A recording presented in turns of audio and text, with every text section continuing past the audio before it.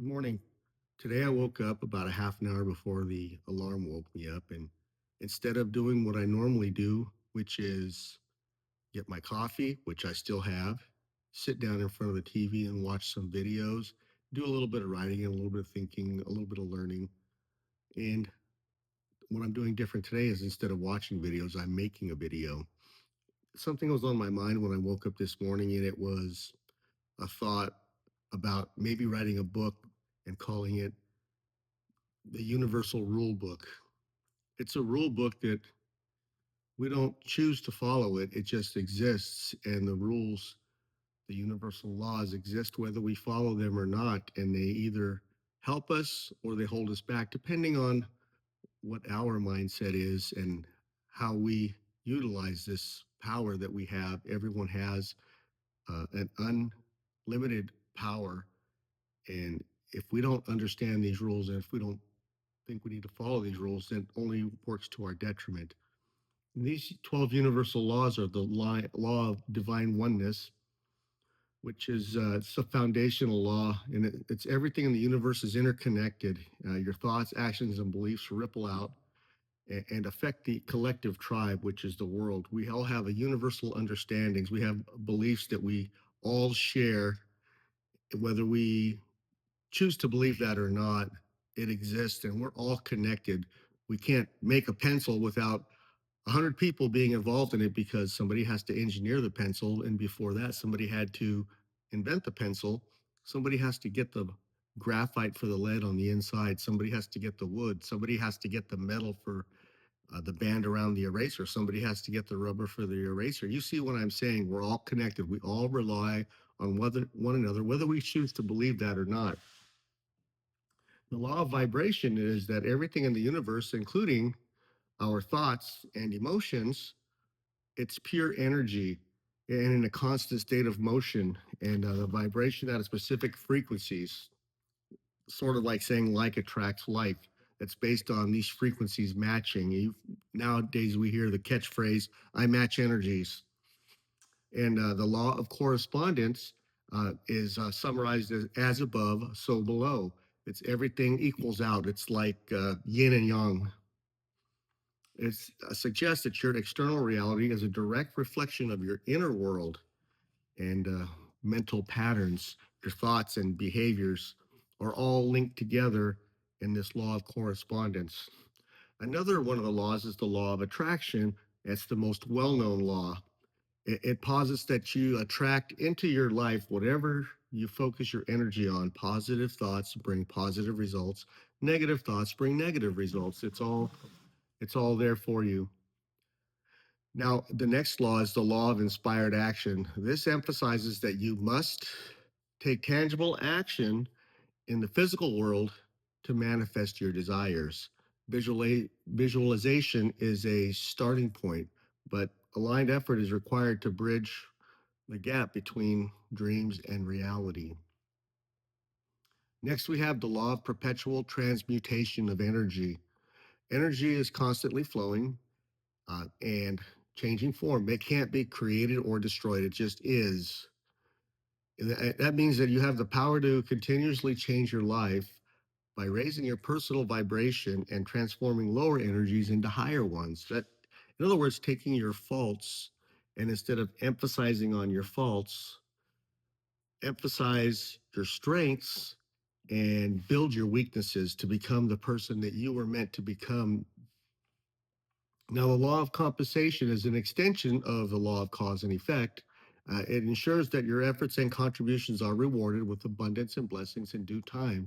You reap what you sow. In other words, we've all heard that you reap what you sow. And put another way, the law of compensation is that you get out what you put in. Garbage in, garbage out, like they say in the computer world, or we used to say in the computer world. Whatever you put in, you're going to get those results. You wouldn't expect to put a formula into a computer or a calculator and expect a completely different result. Really, in our world, doing the same thing over and over again and expecting a different result is what we consider to be insane. I've been putting in the same effort every day, watching videos, drinking coffee for about an hour, an hour and a half before it's time to get ready for work. And why would I expect a different result by doing that? So today I'm starting something new. I'm making this video and I'm going to expect the result that I want instead of doing something that I've been doing the same for years and expecting the result that I want. So the law of relativity teaches that all things are relative and not inherently positive or negative. They just are. They're experiences. You have experiences that you enjoy and you have experiences that you don't enjoy.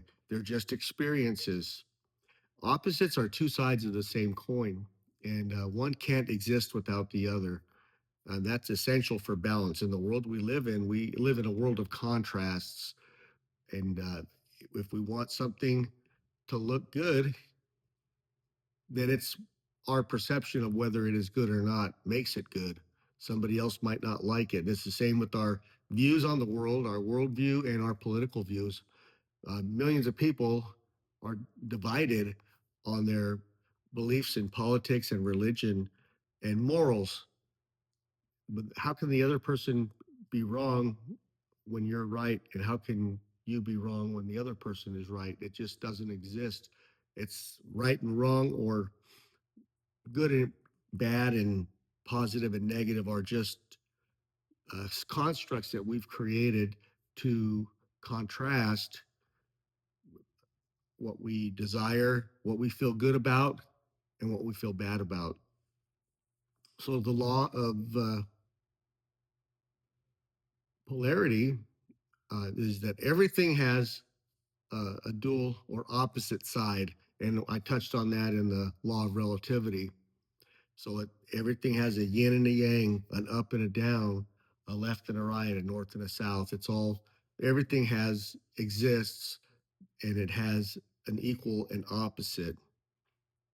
So the law of rhythm is that the life moves in cycles, seasons, natural ebbs and flows. It's like a pendulum swing from one side to the other. It's like the tides in the ocean that get full, come in, and then go out, and it leaves a low tide. And it encourages us to go with the flow of these natural rhythms rather than resisting the change. It's like an old proverb that I heard about letting go and letting the river take you where it takes you. There is a there is a lot of truth to that when you go within the rhythm of the time, and you have to find that rhythm. Maybe part of the reason why we haven't arrived at our destination yet is because we're still fighting against the current instead of going with the flow. When the pendulum swings to the right, maybe we can go to the right and receive all the benefits. And when it goes to the left, instead of fighting it from going to the left, go to the left and receive all the benefits from the left. The last one is the law of gender, and it relates to the masculine and the feminine. And energy is present in all things, and not biological sex, but the energy of the male and the female. To achieve harmony, these energies must be balanced within yourself. And it doesn't mean that you're not manly or not macho or not womanly or feminine. It has nothing to do with your sex, your sexual orientation. It is the energy that is in the universe. It's part of the universal law. It's a universal energy that is out there that brings the whole together. It's just like part of the law of relativity, the law of polarity. Everything has an equal and an opposite.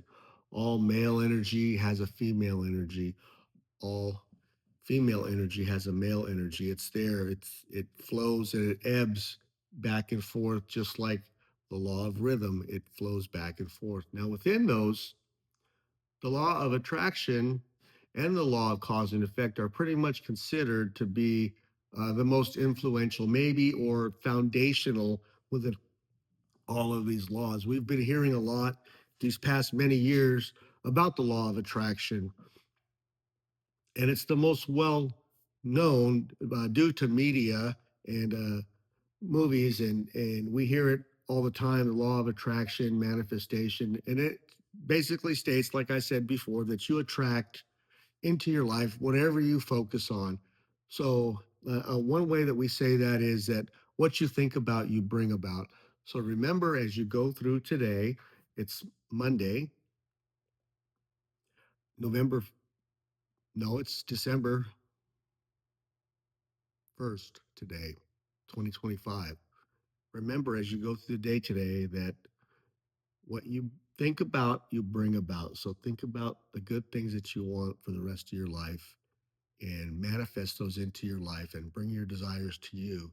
And meanwhile, I'll be here helping you along the way. Thank you for joining me today. And if this touched you in any way, please like the video and subscribe to it. We'll be back and we'll be giving you more. Thank you very much.